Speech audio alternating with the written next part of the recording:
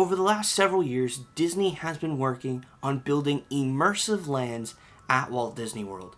And today, we are going to find the best new land, so let's do it.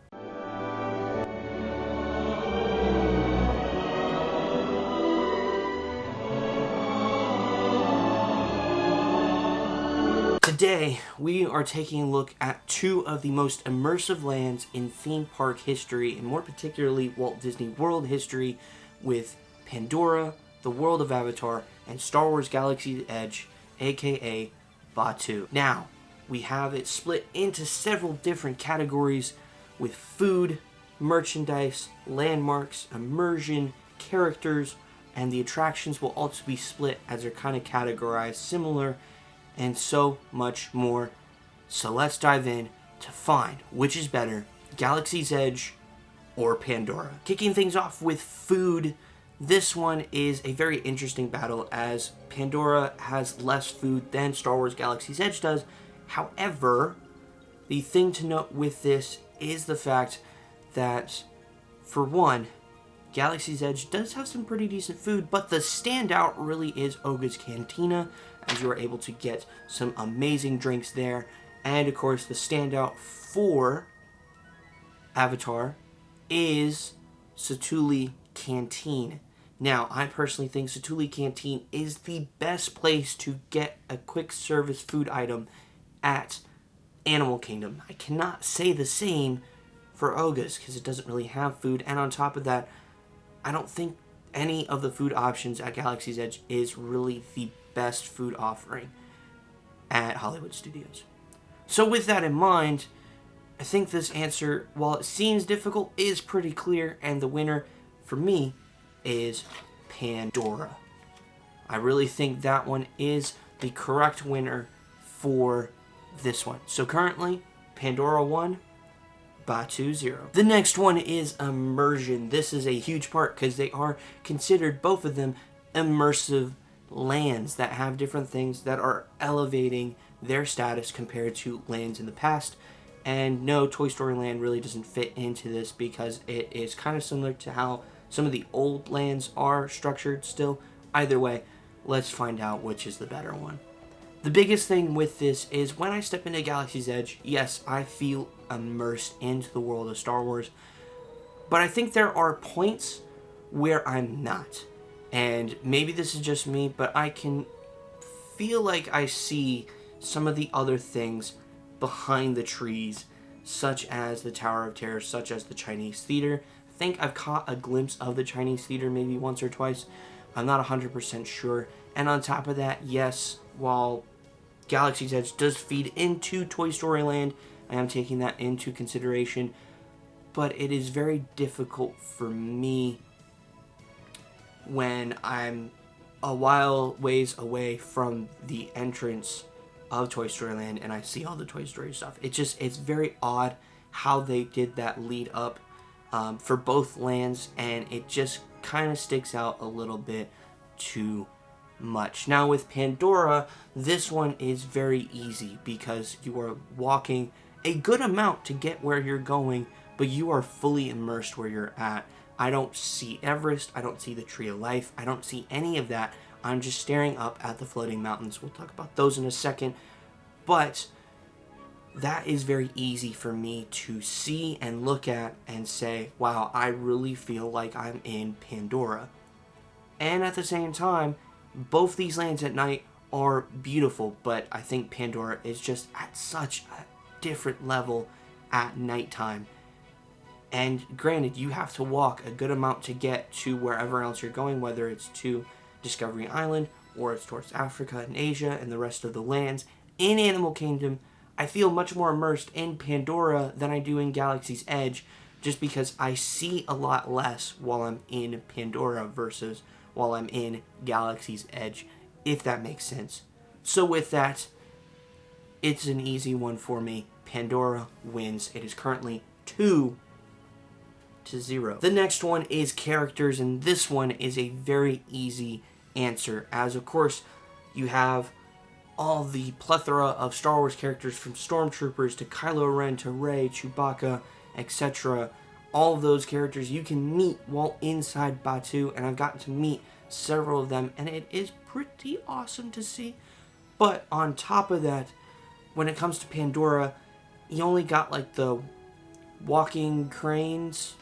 I forget what they're called, but they look like, I don't know, the machines that the humans use to go after the native people of Avatar. I forget what they're called because it's been a while since I've watched the movie. Either way. So this one's a no-brainer to me, and the winner for this one is Batuu. I mean, come on. This one is very, very easy to see, and I really love seeing some of the characters inside Galaxy's Edge.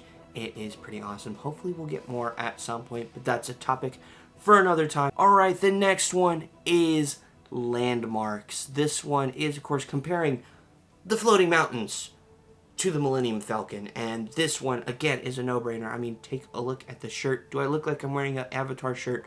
No. While I don't have one, okay, that's kind of a valid point. I don't have an Avatar shirt, so this may not be fair. Anyways, I'd rather see the Millennium Falcon than I would see the floating mountains. Granted, the floating mountains are spectacular and are a marvel of engineering, and they just look absolutely beautiful when looking at those. Seriously, I take time out of my day in Pandora just to look at the floating mountains, and not just in Pandora, but just in Animal Kingdom in general. I mean, the last time I was at Animal Kingdom, I literally went to Pandora just so I can see the floating mountains and also capture some footage of it as well. But I really enjoy seeing the floating mountains, but it's hard to compare to the nostalgia and the just sheer awesomeness I feel when standing in front of the Millennium Falcon, to see the cockpit, to see this ship that I have watched my entire life be right in front of me is an experience I will never forget. Now, the next thing is the attractions, but we're splitting this into two as we have some similar ride techniques with these. Obviously, you have 2 screen rides and you have 2 like actual ride-through rides, like you sit in a buggy and you get through the attraction. So let's talk about the screen rides first. Millennium Falcon Smuggler's Run and Flight of Passage are 2 amazing attractions at Disney World currently, but which one is better? Let's find out. Doing Millennium Falcon Smuggler's Run is a dream come true. To fly the Millennium Falcon is a dream come true, and it's seriously one of the coolest things I have ever got to do at Disney World, is to pull down the hyperdrive and send us into hyperspace in the Millennium Falcon. That's something I've always wanted to do since I was a little kid, and that is a dream come true. Check that off the bucket list, if you will. It's amazing. It's an amazing feeling, and I absolutely have a joy every time I do that. But in comparison to Flight of Passage, this ride is very, very rocky, especially if you have not so great pilots. When my dad and I were the pilots, it was absolutely rocky because we were not very good, and it was our first time riding it. So it was not the best and smoothest flight experience you could potentially have. Either way, it is still a bit rocky of an attraction. Now compare that to Flight of Passage. Flight of Passage feels very, very smooth, elegant, and graceful. And on top of that, the first time I rode Flight of Passage, I was just in awe of it. Granted, up to that point, I never saw the movie. I actually had to watch it later once I got back. But man, this attraction is just wow. It's impressive. It's enjoyable. I mean, you're literally riding on a Banshee and you feel it breathing and you move alongside the screen. Granted, we were pretty high up and I'm not the biggest fan of heights, but like once that screen came alive and you got to see the world of Avatar, there was nothing else. I mean, I wasn't really paying attention to how high I was. I was paying attention to the screen, all the things to see, all the things to do, and it was just beautiful. Definitely one of the best screen rides I've ever been on in my entire life. That's not saying much because I'm not a huge fan of screen rides, but overall, it was just an amazing experience. I absolutely loved it. Based off what you can tell, this one is an easy Pandora win again. Flight of Passage is just on another level. It's a must-do at Walt Disney World. I recommend it to anybody who wants to ride an amazing attraction. Even if you're not a fan of Avatar, this is an amazing attraction, and I highly, highly, highly recommend it. Alright, so the next part of the rides is comparing our two ride-through attractions, Na'vi River Journey and Star Wars Rise of the Resistance. And honestly, this is probably not the most fair comparison to give, because with Na'vi River Journey, it's a fun attraction. It's definitely different, but it's not high on my list of things to do. It's maybe a once-in-a-while thing that I will ride if I have a desire to. But there are points where I'd honestly rather ride It's a Small World or something like that, because I get much more enjoyment from those. But this really is just a explore through the world of Avatar, and part of me is like, well, I already did that in watching the movie, so why would I need to ride the attraction? Either way, the coolest part of this ride is, of course, the animatronic. It is spectacular. It's honestly kind of creepy, but it really is something I think that is a marvel in Imagineering. It's really, really cool, but also very, very creepy. It's weird. It's an odd dynamic. Not my favorite.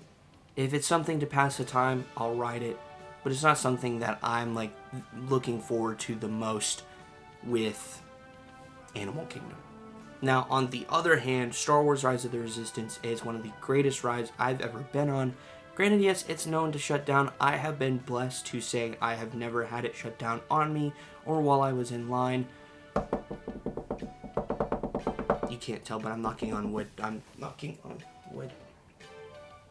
Almost knocked that over. Either ways, this attraction to me is just incredible. It's a Star Wars ride, and you go through several different things. As a drop, you're going through, like, you get captured. There's so much stuff to this attraction that just makes it absolutely incredible. It's something I look forward to every time I'm at Hollywood Studios. It is my favorite attraction at Hollywood Studios, and I don't really see anything topping it anytime soon. So with that, it just is such an amazing attraction. And on top of that, it's a Star Wars story, and you're put into it, and that in it of itself is something truly, truly special. So this one's pretty self-explanatory, I think. The winner is Batuu. So we are now all tied up 3-3 with one more to go. Who's gonna win? Let's find out. Our last topic, our last one, is merchandise. And this one is pretty self-explanatory. Avatar's merchandise is cool. There's a lot of shirts. There's some of the like drums and weapons and things that you see. And it only has like one real gift shop. The cool thing with Avatar merchandise is these two things. One, you can make your own avatar. I don't know if that's returned since the reopening, but in the past you have been able to make your own avatar, which I think is cool. That's something I would probably do one day. But the cooler part of it is you are able to own your own pet Banshee. Granted, they're on a much smaller scale, but you get to own your own Banshee, and that is pretty cool. I've got to see several in person, not just like in a merchandise shop. But it is really cool. They're unique, and if I was a bigger Avatar fan, I'd probably consider getting one. I think they're cool. But when it comes to Galaxy's Edge, the highlight of all the merchandise is building your own lightsaber. It is a unique experience, an expensive one, but is a unique experience that is enjoyable from beginning to end. I absolutely love to make my own lightsaber. It is something that I look fondly back on as a great memory I had in Galaxy's Edge. And on top of that, there's so much great merchandise that are themed specifically to Star Wars, whether it is clothes or toys or lightsabers. Not just, building your own, but have lightsabers that you can purchase. I mean, I've purchased a lightsaber literally every time I've gone to Galaxy's Edge, and I don't see that stopping, which is very unhealthy. I'm working on it, I promise.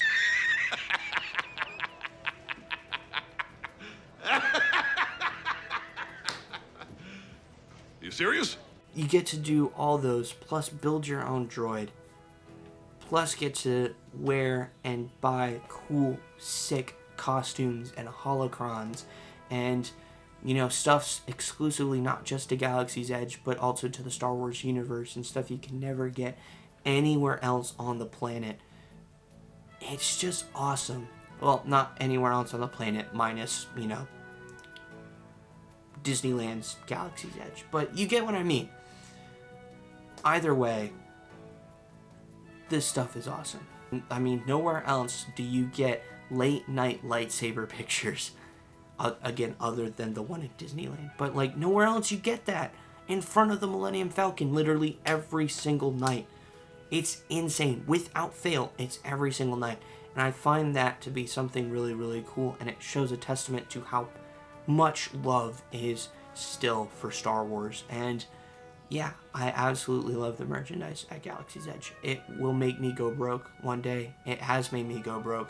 Help, please. And that's it. That wraps up our video. So, was the winner what you expected? Granted, came down to the wire with Galaxy's Edge pulling out with 4 and Avatar World of Pandora. I said it backwards. You know what I mean. Pandora, the World of Avatar with 3. Both these lands are amazing. Both of them are spectacular. I highly recommend going to visit them when you're at Walt Disney World. They are just insane. I love them both. But really, I mean, the Star Wars shirt kind of says it all. I'm a much bigger Star Wars fan than I am an Avatar fan. That doesn't mean I don't love Avatar, because I really enjoy the land. I think it's amazing. It's so cool. Hopefully get to see it at night one day, because obviously COVID restrictions and times prevented that from happening, so hopefully we'll remedy that soon. But either way, I love both lands. Just for me, Galaxy's Edge is something I've dreamed of as a little kid, and getting to see it full-fledged in real life is a dream come true for me as a Star Wars fan, and I absolutely love it. Of course, there are other new lands that have come around over the last several years, including Toy Story Land, which we didn't talk about today, or stuff like Avengers Campus, which hopefully I'll get out to Disneyland one day to see that, as well as obviously all that Disneyland offers. And there are so much more coming around the world, like a Frozen Land and things of that sort, which I think is really, really cool. Obviously, the thing is, these 2 lands have set the precedent for immersive lands in terms of Walt Disney World. Obviously, there's others that have done that before, with the land that must not be named at the theme park that must not be named. You know exactly what I'm talking about. But Pandora and Galaxy's Edge have really elevated Disney theming on the next level, and I cannot wait to see what comes next from this entire immersive land extravaganza that's been going on. Either way, there's a lot to look forward to in the future, but we get to enjoy these for now, and that's pretty special. And with that, thank you all so much for watching. Hope you enjoyed the video. If you did, please give it a big thumbs up. I greatly appreciate it. And if you're new to the channel, be sure to subscribe down below and hit the bell to be notified for more videos on Disney, Pixar, Marvel, Star Wars, the parks, so much more. I'll see you all in the next video. Have a magical day. Goodbye.